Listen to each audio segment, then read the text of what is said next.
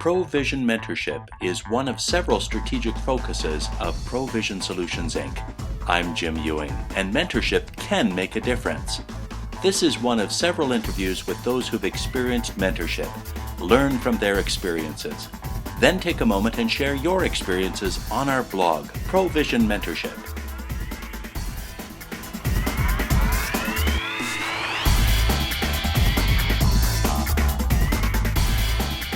I'm Garry Lefebvre, born in Cold Lake, Alberta, and raised right here in Edmonton. Actually, as a little boy, I had a great dream to be an Edmonton Eskimo, and I got to fulfill that dream when I was 21 years old. I made the Edmonton Eskimo football team and got to play 11 years in the CFL. 3 of those were in the kind of the center down in Montreal, and then actually got traded back to Edmonton. So, yeah, that's me, and that's kind of my background. From there, I became a minister, ordained minister.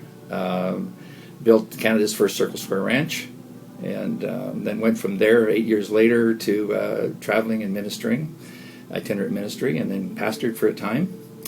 And then now I'm the director of Athletes International Ministries and the representative for Promise Keepers here in Alberta.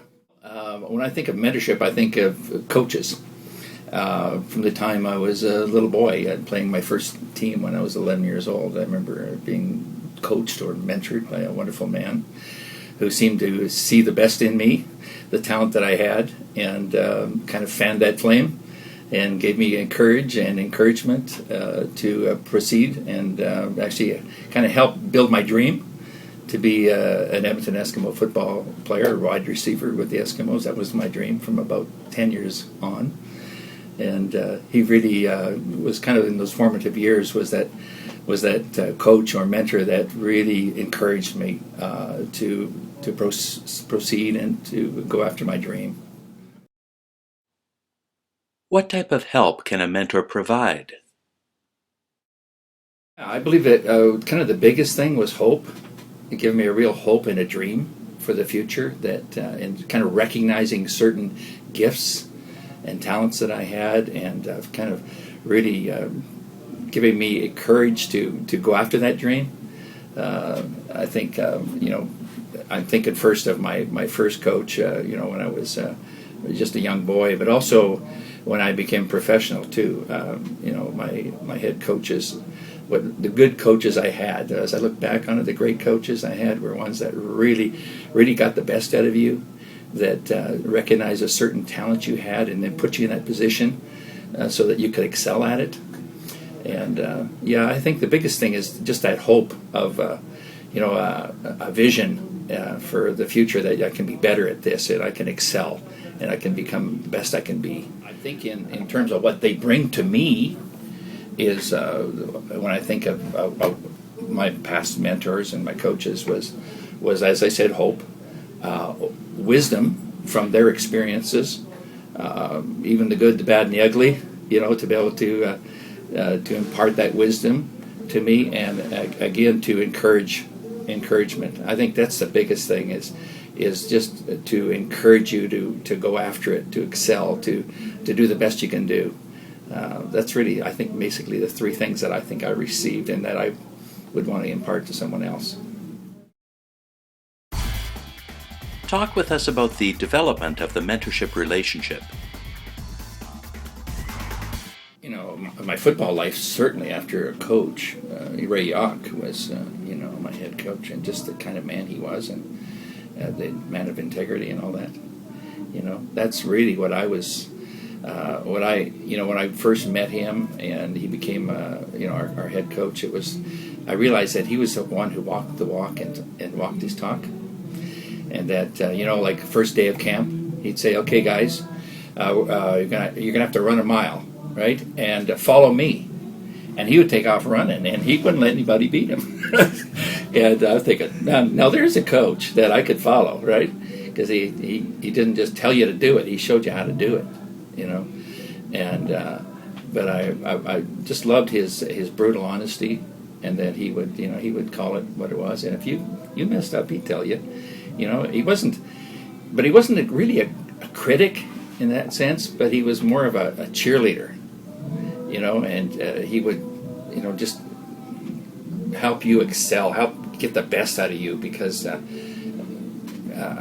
he did it himself. I mean, he just showed you the way, and I think that's what mentors really do, is they can show, hey, this can be done this way, and through their experiences and the wisdom that they've gained over the years, they can certainly impart that to their proteges. And Is it possible for a mentorship relationship to be mutually beneficial? Definitely, I believe that the mentor is receiving, there's actually a biblical principle, given it shall be given to you, pressed down, shaken together, running over. And I know whenever you give out something, it does come back to you multiplied. And so, when you're imparting wisdom or experience to someone else, you get blessed in the process, you really do. And I think it really gives, as an older, like I'm in my 60s now, it kind of gives me, just something to really sink my teeth into, and to know, hey, I'm not through yet. There's something I can do. I can help others. And, for the young men that I have mentored over the years, I know I walk away from that session with them, having coffee or whatever, and, spending an hour with them, and I come back and I'm like, I hope you got something out of that, because I sure did. I really feel like I've grown as a result of it. Yeah. Have you got some tips for both the protege and the mentor?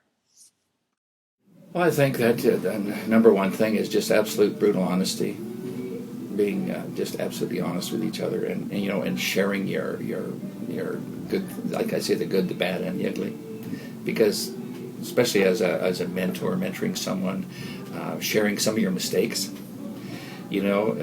shows them that, hey, we can make mistakes and still eventually succeed. We don't always do it perfectly, and I think that's a big part of it. I think of a banker. I remember a young fellow went to a banker and he said, if how do you become successful? Could you teach me how to be successful? He said, well, that's real simple. He said, just make the right choices. He said, well, how do you know what the choices to make? He said, by making the wrong ones. So, we can certainly learn from our mistakes.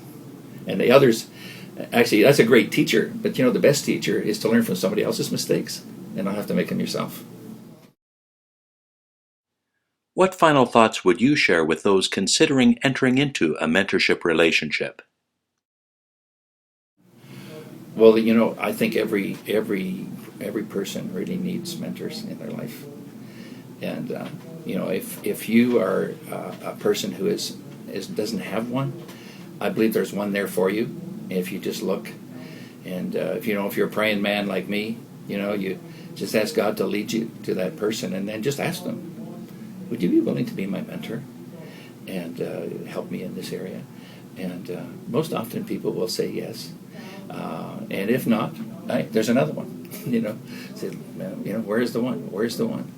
And on the other end, as a mentor, I think that's what I began to do in my church. I just said, Lord, where are the young men that I can help, that I can mentor? And right away, within the week, a young man came up to me and said, could we have coffee? And it just sort of evolved naturally. It wasn't something we just, okay, I'll be the mentor, you be the protege. It was just, all of a sudden we started to develop a relationship, and we'd meet weekly, once a week, and have coffee. And of course, when he was struggling with things, he'd give me a call or text me and say, hey, I'm dealing with this, how do I handle this, kind of thing. And so I think it's just knowing that there are people out there that would love to be mentored, and need to be mentored, and there's people who would love to do the mentoring. Just making the connection. Now it's your turn to share your experience with mentorship.